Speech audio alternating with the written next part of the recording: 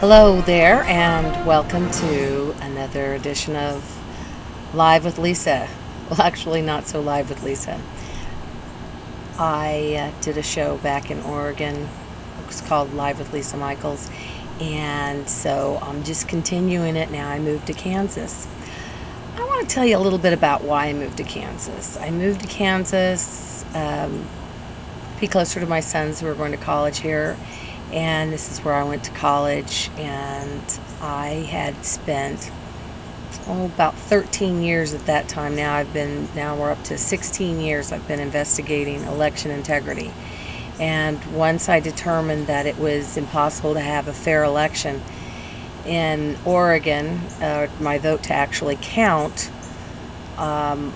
after my research, I moved to Kansas, where we've got one of the strongest anti-voter fraud, election fraud secretaries of state, I think, in the country. He's on Fox News a lot. His name is Chris Kobach. Great guy. And then I even volunteered to be an election worker, and I got to see how the whole process works. Went through training. Each time you're an election worker, if you want to volunteer to be a poll worker, you just go to training. You have to go to training even though you've already been a poll worker before, each and every time. And they've had the same system here in Johnson County, Kansas, for many, many years. And unfortunately, it's come to my attention that under the noses of the very brilliant and honest, I believe, from all my experiences with Chris Kobach and the wonderful people at Johnson County Elections, they are having their elections fixed through the machines under their very noses. It's very, very easy, apparently. I just saw a video that I'm going to link underneath this video that will show you how easy it is to fix the machines that are used here in Johnson County. So each county elections director or county clerk in some states gets to select whatever kind of electronic voting machines they want to. And they went with Diebold. Diebold was exposed years and years ago as being very easy to hack. Very, very easy to hack. Not a problem. They can easily bypass the little key opening that they have, and with the memory cards that are put in there, they can easily put in a virus malware to fix the elections to have them come out the way they want them to come out. And this video that I'm going to link below will show you exactly how it's done. But despite that, the head of elections in Johnson County has declined to actually use taxpayer money to get a better system in electronic voting machines. But I think that if either we're going to do it, it appears to me from my research that Hart InterCivic is out of Texas is much better than the ES&S. ES&S got control of Diebold, and then the federal government said, "Oh, no, antitrust. You can't have control of all of these. This represents the vast majority of all the electronic voting machines in the entire country, and so you need to diversify." And so now it's Premier or the Dominion. I don't know who owns it. They the names have been changed to protect the innocent. In any case, bottom line is, from these other countries have recognized that electronic voting is electronic fraud production of the elections.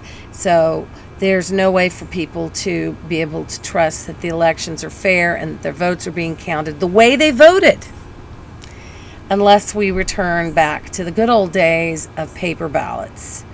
There are not that many people, just several, maybe 100, 200, 300 maybe max of people that vote in these primary precincts and these general election precincts.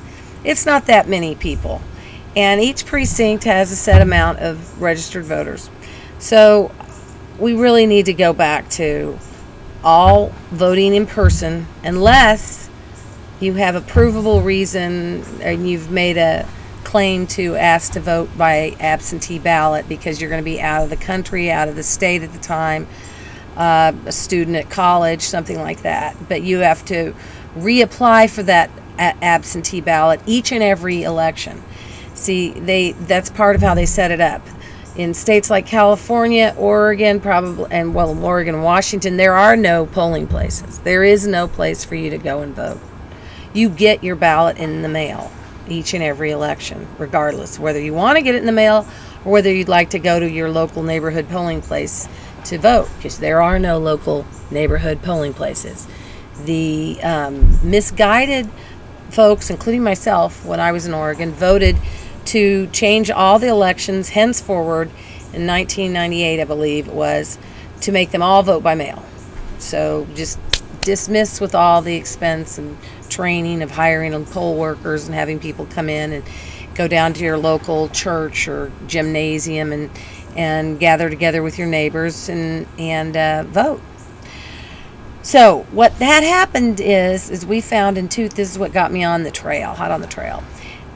In 2000, I had my first foray into running for office. I ran for the state legislature in Oregon, in Beaverton, which is a suburb of Portland, Oregon. It's where Nike's headquartered.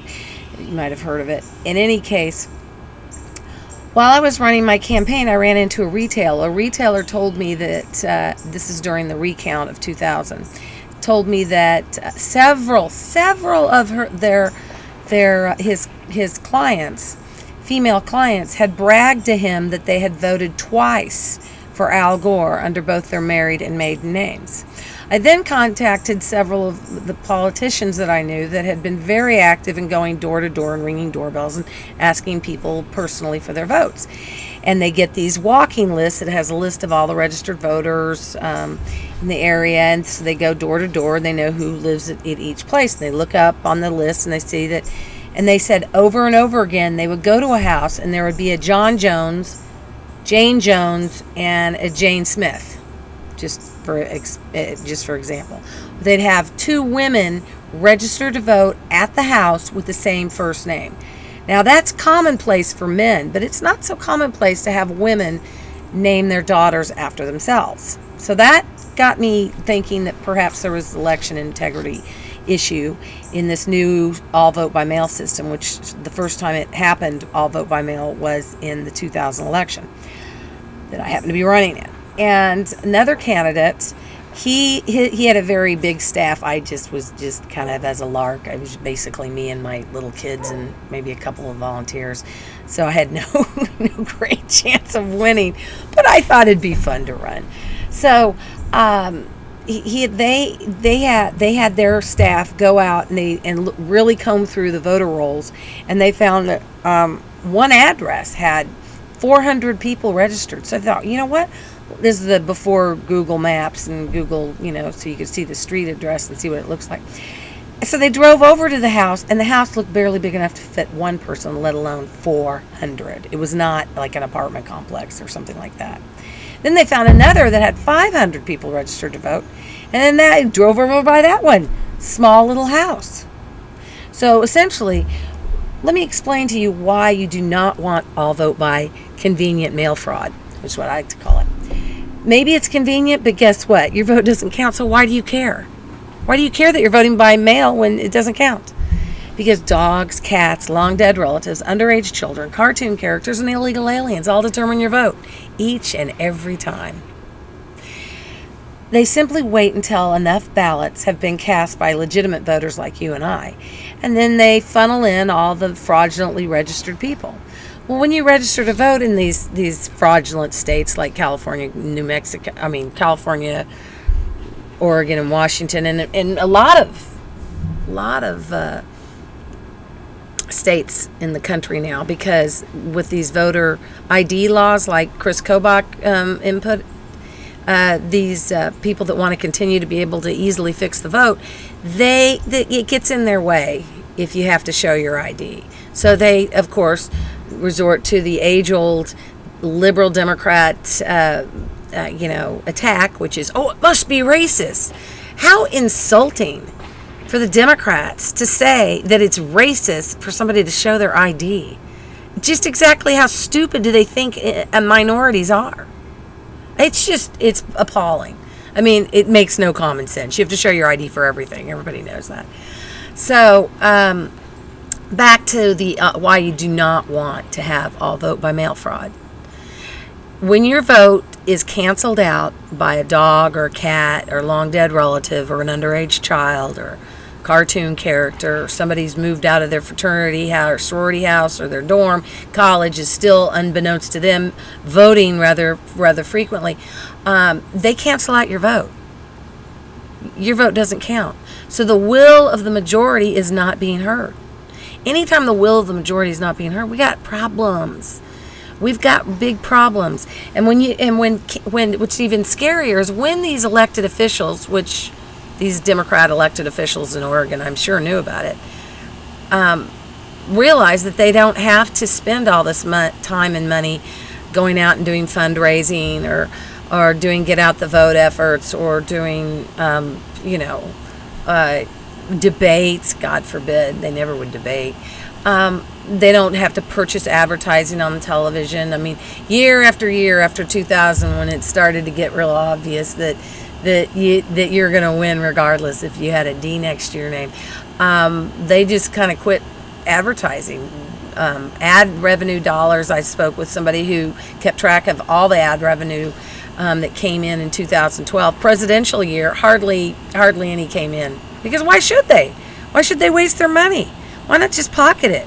Like Earl Blumenauer, he became a multimillionaire. The man has never, ever worked outside of elected office since he graduated from college. Never once. Didn't even pass the bar.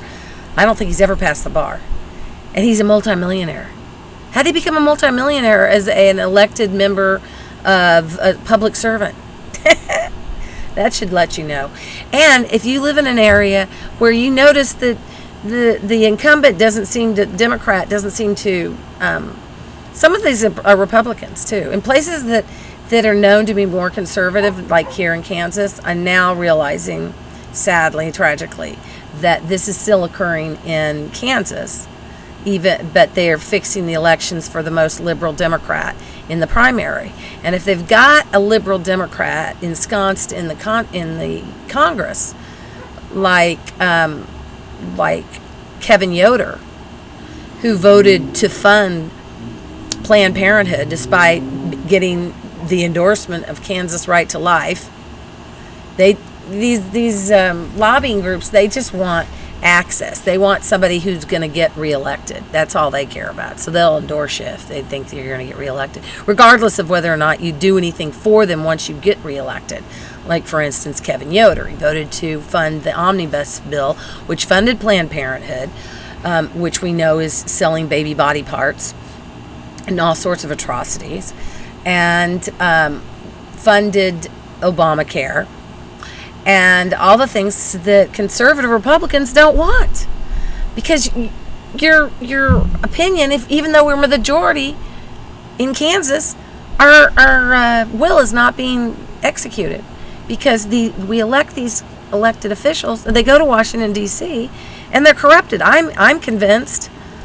I don't have any rock solid proof. You go look on the internet and do your own research, but it looks like they're all being either blackmailed or bribed into following the globalist New World Order, whatever you want to call it. They go under different names.